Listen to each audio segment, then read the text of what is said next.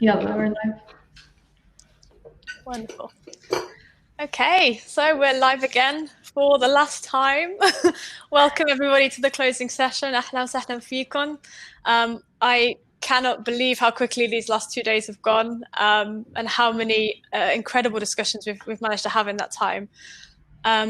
So for those of you who may not know me, my name is Sara Husseini. I am a proud Jerusalemite and the chair of the advisory board to Build Palestine. We're going to use this last session partly to reflect a little bit and also look forward to what happens next at the start of these conversations we've been having this last 2 days. But before we get to that, I'm going to hand over to Mays, who is the community coordinator for Palestine. She's one of the team who have been tirelessly working behind the scenes in what we call the war room, not only for the past 2 days, but for months and weeks before this. And Mace, I'm going to hand over to you to also introduce our very special guest, Dana Dajani. Of course. Thank you, Sara. Let me just say how honored we have to have Dana Dajani here with us tonight or today, wherever you are, who will be sharing 2 spoken word pieces entitled Love Letters from Palestine and I Choose to Be Palestinian. Welcome, Dana. أهلا. يزيدك ألف عافية. هلا. يعطيكم العافية. I'm really excited to be here and tuning in all day in different sessions from VR to mental health to yoga. Thank you and welcome. So before I give you the floor, I'd like to ask you, within the theme of the summit, which has been all about community, what does being Palestinian mean to you, and how can we build a community when we're all around the world as Palestinians?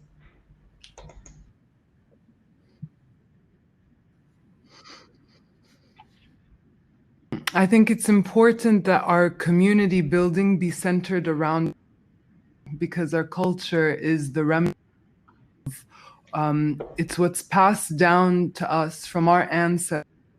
It comes from their time in the land. So when we sing our songs, نطبخ وبناكل أكلاتنا, when we dance our dance, لما بنلبس تطريز, when we, all of this, it ties us into the sense memory. It keeps the memory to connect over these sensations, these ancestral, right? This feeling of home and belonging and togetherness. We cultivate that in mass. And so before, maybe a bit easier to have vigils and rallies and things, concerts and plays, but at this moment we can't. And so this and taking this network online and leveraging all of the human capital centered around is definitely the way forward. Thank you so much, and my hats Dana, off and that was to really everyone lovely on the just team said. and everyone. I will now leave you with the mic I'm to really introduce so the proud of pieces it. you are sharing with us today. The floor is yours.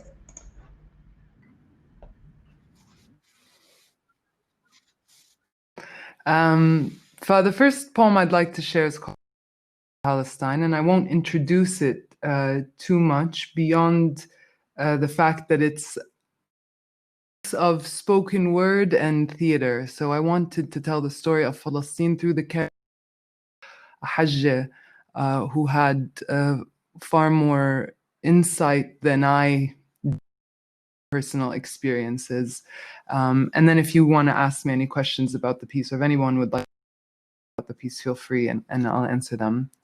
But to do costume change, because if you've seen this before, you know the Hajj is in character. This is great. Headphones and Hajj بشوي. But and I think it's a great idea if anybody has questions about the piece to put them in the chat. We'll see if we'll definitely find some time to. Oh, it's okay. I just said I think it's a great idea to put questions in the chat. So if people have questions for you, then we'll collect them and see if we can ask you a few afterwards.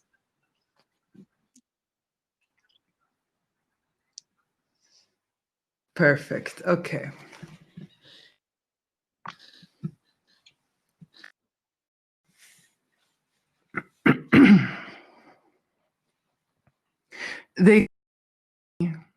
in Nakba, named Rafi, born on the same day as I. Welcome 72 years fighting the threat has left me like the thread I use to embroider pillows and thobes with hope that one day I will again feel under the umbrage of a gold leaf dome. And all I've inherited is internal displacement, like my gut in my throat. Olive trees, older than you and me by centuries, uprooted like so many families to refugee camps where there is no defense. Though in the West Bank, we live restrained by thick enough to drown out the sounds of our sorrows and muffle the march of endless feet martyred in neat piles which the media throw slyly under the rug of humanity, the insanity. Alleged birthright, Israelis minting fresh citizens, you implement acknowledges 1 million of my friends as citizens among you, millions in between, unaccounted for in your governmental scheme. That doesn't include the millions still who can only dream of one day their ancestry. Frozen in the struggle to remain Palestinian and present, the essence of الزعتر والزيتون والليمون. In the spirit of those laws, Arab spring thaws the sting of aching jaws, letting cries of through bullet-battered walls. But the numbers dead still spiral, like some stupefying defect. 1 million, welcome, we've grown accustomed to this pattern. But when does the sequence end? Tell me, Israel, ethical lens, does your ethnic cleansing make sense? The irony is a bit too much for me to tolerate. Soldiers are toasting l'chaim, Palestinians are dying. Our sons and daughters, prisoners of war, living on salt. I don't mean tears alone, so tell me, Dajani, I alone. Can you deny that never existed? How can you say with a straight face that before 48 there was nothing here but the potential for it? Before they fed us their hate, welcome, we ate like kings in the crescent, doctors and open. You've defining cities and our pristine history, and yet I'll you orphan making orphans because you have never known of a home, and it's no wonder you want this land for your own. Our mountain coastline, lush green and stone, which still stands to rebel against your bombshell, to remind you that your might does not negate our right to life. Admit I was jealous when they sent love letters to Iran. It made me wonder, what did I do to treat you wrong? It made me wonder, this is a throng of Americans to suit up and serve to their homeland with dead. I was knocked out from rage with stars of David round my head. Yes, Ariel Pharaon, will you let my people go? Because this land, and was so before your uranium blast. At the end of the day, we both shared the same Semitic past. In the 1950s, your discriminatory policies helped you confiscate our land. As absentees, though we never left sight of home, it was only out of reach, caught in your checkpoints, absentees, and watched as Jewish families commandeered Palestinian homes. Food still cooking, hot on the stove, beds made and bills paid and pets in the door. We never our Palestine. And now, as refugees, we carry her spirit internationally. We refute your occupation to call it a dispute, though it's not just a semantic issue. So I will resist amidst your tanks and settlements, separating, segregating in your racist. Like Netanyahu, who chose you to inflict so much suffering unto me?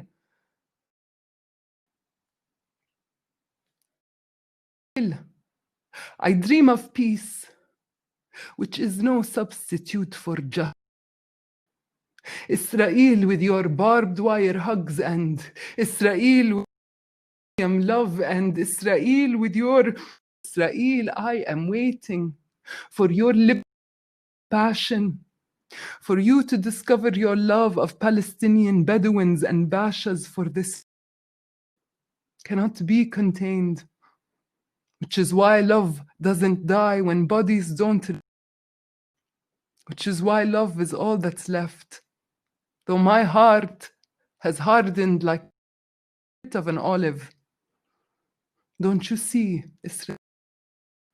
The only way I know to give you my very best is to rip open my into my chest, dislodge this now crucified organ, kiss my fist, and with a wish send it flying over the wall.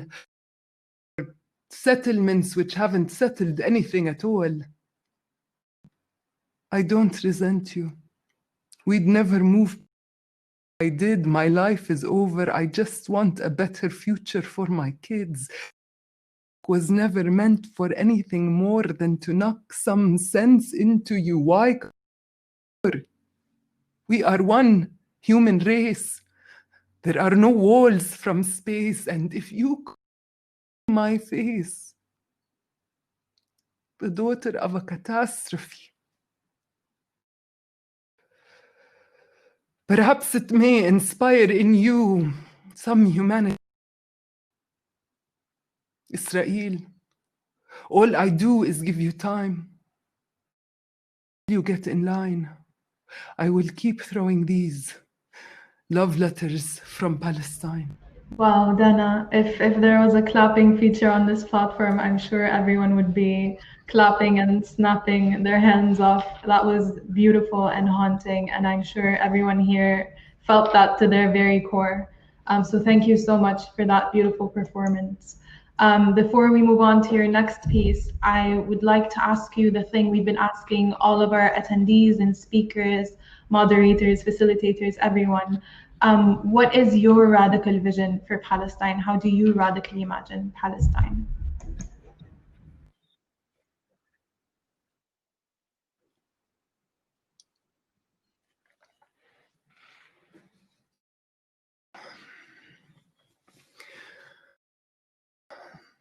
Maybe before I answer this question, I just want to say something that I mentioned to Sara a bit earlier, is that it gets harder at 65 years.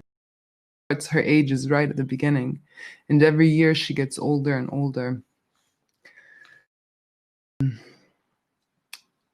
Yeah, and persists, our efforts persist. And so I wonder how radical, how radical do we want imagination? Because I see around me all of this, movement towards economic normalization in Israel. And so when you ask me about radical, I think about beyond normalization towards true recognition, which is delivered through justice.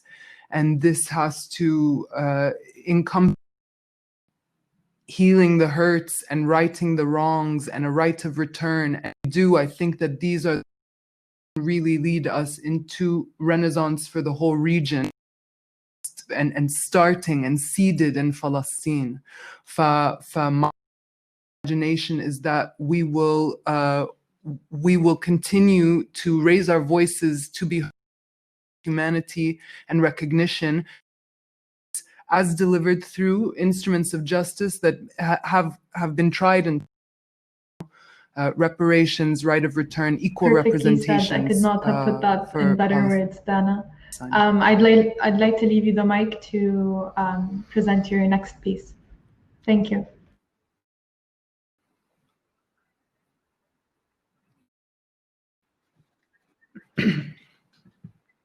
Thank you. Okay, so mentioned a bit of interest in how, the background of some of the pieces. So this poem came up on a project, and I was wondering, it was a project بالأردن, and I was wondering to me as a Jordanian actress or a Palestinian actress, because فلسطينية بس جوازي أردني. So I was wondering how would they, and I found myself having a crisis about this, about how would I insist كفلسطينية what I have to say إنه ما هوية ما عندي, you know. So this is the background of this poem. I choose to be Palestinian. I choose because my identity is my own to create. It's no one's my identity because it comes from within. I choose to be Palestinian.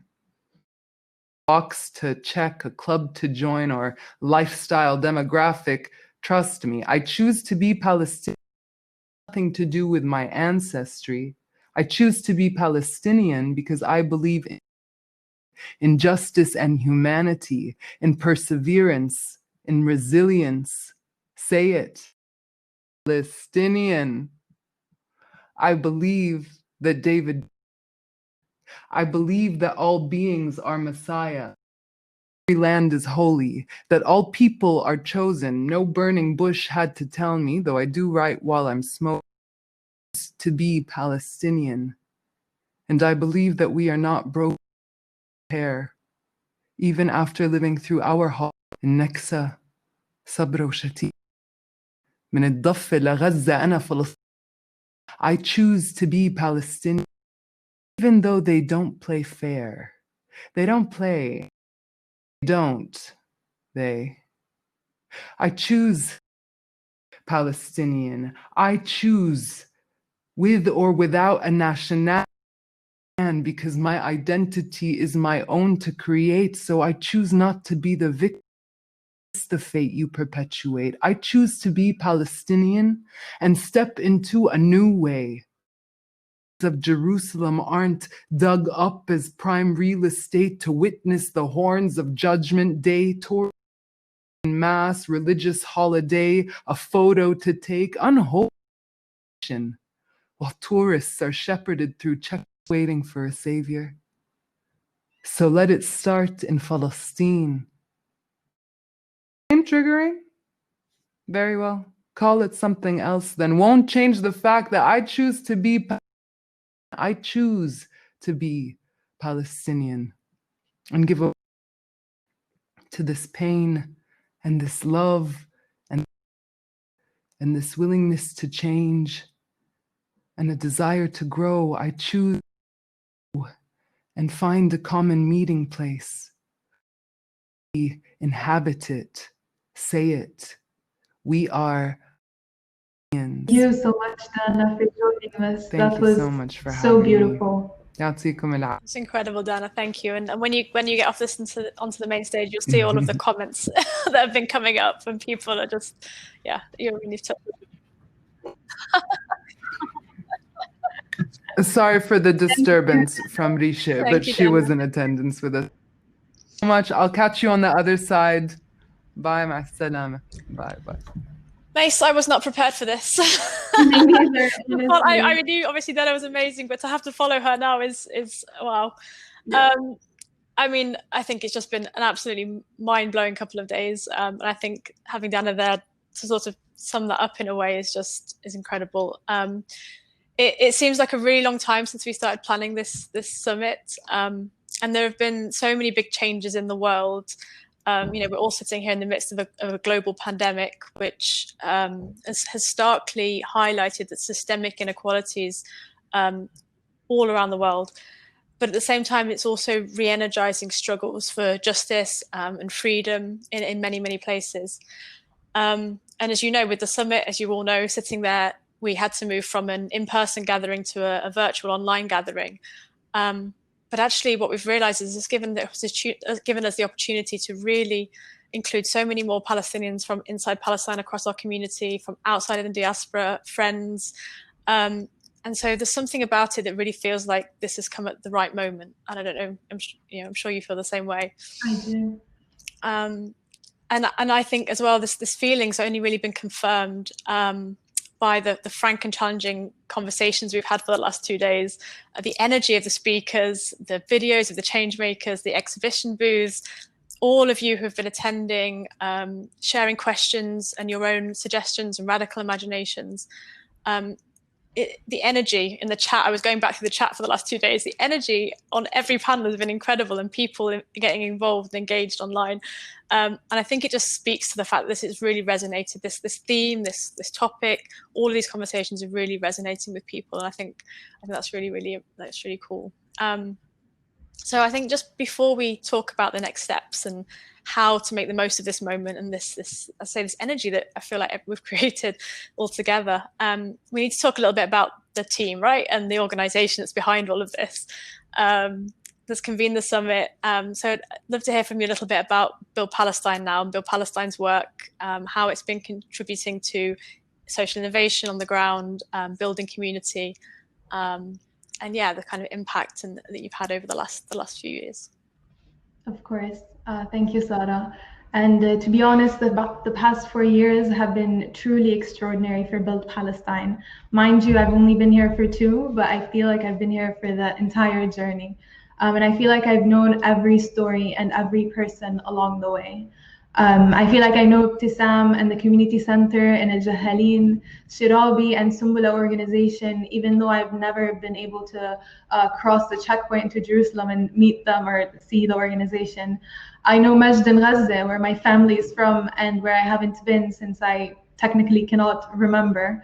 And I know Ala and every child at Rasil Association in Ramallah. I know over 35 stories thanks to Build Palestine, 35 projects for which we were able to raise over $360,000 from over 4,000 individual donors. And these came from across 56 countries. We were also able to provide the support, the services, and the resources for social innovators and entrepreneurs here in Palestine, and are proud to have been able to bring together over 1,000 people together for tens of events and workshops over the past 4 years. And as Bisan said at the beginning of the summit, Build Palestine was launched by a group of young Palestinians who believed that by mobilizing the community, we could bring the future we all wanted to see. We could build that future. And we believe that by bringing all of these people together, anything was possible. And that our biggest strength as Palestinians lies in our people. And for me personally, Build Palestine at the end of the day is about all of these stories. Stories of sumud or resilience of our people and of inspiration. So here's to Build, here's to everyone we've worked with, and here's to the future we hope for Palestine. Now, if you'd like to be part of this journey, I would tell you to consider joining Build Palestine's global membership network and join other Palestinians and allies from all over the world who are working towards the Palestine we want to see. That's awesome, Mays. It's really, really well said. And yeah, thinking back, it's been so cool to be part of this journey with you all. So I've been with the team since around 2017 when we kind of first set up a more formal kind of advisory board. And I just want to take a moment here to thank you all as a team, to give a few special shout outs because the amount of work that you've all done, Bisan, who's sitting in Washington, DC right now with a newborn baby, little Miss Mira, you and Lama Mays, who have been in the war room in the background in Ramallah, Mahran and Darar, who are co-founders, of course, of Build Palestine and were part of the initial people dreaming this initiative up. And then just one special shout out to Daoud Ghannam, who you will have all seen potentially popping in and out of the chat. If you're a speaker, you'll have seen him maybe on the backstage. He's the founder of UMake, which is a co-working office in Ramallah that works for the Palestine works there as well. And Dawood's not only supported the technology behind all of this and made this virtual gathering all possible, but he was the one really that had the vision, right, for how to bring this to a virtual platform and how to make this gathering as engaging as possible using technology. And so we really, owe him a massive, massive thank you and debt of gratitude. I hope we'll share at the end. There's a few photos of what's been happening in the background over the 2 days. So I hope we'll share them on the website at some point so everyone can kind of be in on that as well. I know, Mace, you're going to do a few more thank yous in a moment, but I'm just going to sneak in one more, and that is to my fellow board members, who happen to be a bunch of absolutely kick-ass women who have donated so much of their precious little spare time. They're all incredibly busy. I don't know how they've managed it, but over the past months, they've done everything to support panels, putting panels together, moderating panels, bringing speakers, and so just a massive shout out to them.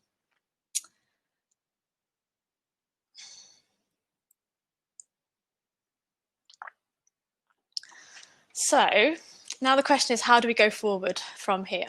It's the big question, right? Firstly, in terms of the sort of practical steps, we're going to be making all the sessions available to watch on the summit page of the website. That's right, Mace. And we're going to email people when that's up so that everyone can see.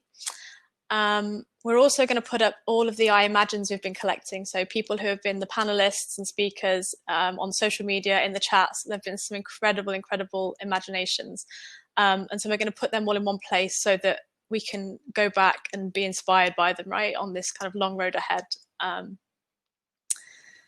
And then secondly, we're going to work to develop points of action from the summit with those who have participated and attended, those of you who are keen to continue to be involved. We hope this is going to be something that we can develop together and really end in some real tangible actions, for a better future for Palestine. And again, we'll share details of how you can stay involved on that piece as well. And then finally, I think Mace mentioned it already, but I think one really great way to stay connected, especially for those of us who are currently outside of Palestine, is by joining the global membership network. One thing we know is that ultimately we need to do this for ourselves. And I think a lot of us feel the same way, that we really want to be much more connected to the homeland, but we don't always know how to do that. It's quite hard when you're physically and geographically separated. So with the Global Membership Network, for as little as $5 a month to become a member, you can support Build's work, all the brilliant work Build's doing, all the amazing change makers that you've seen the videos of between the panels, or you've seen on panels and throughout the summit. You can volunteer your own personal expertise, but also be provided with a platform to stay connected to our homeland and to one another. So we have a space really to come together. As we discussed right at the start in our opening panel, radical imagination is really a collective process, and one that will take time, energy, and hard work. But I personally, and I'm sure you'll agree with me, Mace, I truly believe that if we can commit to this process today, then we can really reimagine and build a Palestine that fulfills all of our aspirations. So on that, in the Global Membership Network, you can find more information in a link that's been put in the chat. Or if you want to go to just Build Palestine's homepage at any time, you'll see a red button that says Become a Member, and you can find out more about the Global Membership Network through that as well. I'm about to wrap up and pass over to you, Mace. But just before I do, the one thing I realised that I had been asking everybody to do and haven't done myself is my I imagine sentence. So my sentence is, I imagine a Palestine that just by its very existence raises the bar for all of humanity. Shukran lakum. Back to you, Mace, to wrap up. Wow, Sara, that was really beautiful. Thank you for that. And we've really highlighted the importance of building a thriving community for social innovation and impact in Palestine the past 2 days. And I think that this weekend and this summit have been a true testament to that. We're beyond thankful to all of our attendees, our speakers, our facilitators, our board members, our volunteers, and to all of our outreach partners, to PIPD and IMEU, and Conrad Adenauer Stifting, and of course, Dawood Ghannam and the entire UMake team. Thank you all a million. We hope that you can take these past 2 days and turn them into something meaningful for Palestine, to continue this process, as you said, Sara, of imagination for our home, and take these steps towards making that imagination a reality. I will end by saying my I imagine statement, which is, I imagine a Palestine that is a home where every individual can be who they want to be and do whatever they want to do with freedom, with every sense that that word holds, freedom. May the Palestine we all imagine manifest on the ground. So that's a wrap for the 2020 Social Innovation Summit. Once more, thank you all for being here. We cannot thank you enough, and we're more than proud of everything that has happened over the past 2 days. I will now end this and leave you with a performance by Shadi Zaqtan, a Palestinian singer and songwriter who dedicates or created this performance for the summit. Thank you all so much. Thank you, everyone.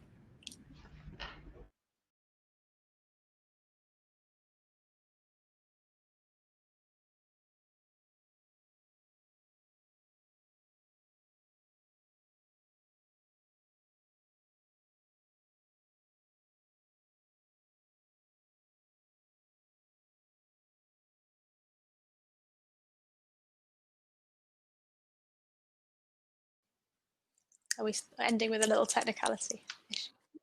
Like it. I love it. It wouldn't be a virtual summit. You have to start and end every virtual summit with some technicality, some technological issue. They're just making you wait on purpose, Mace, before you can go and relax and rest.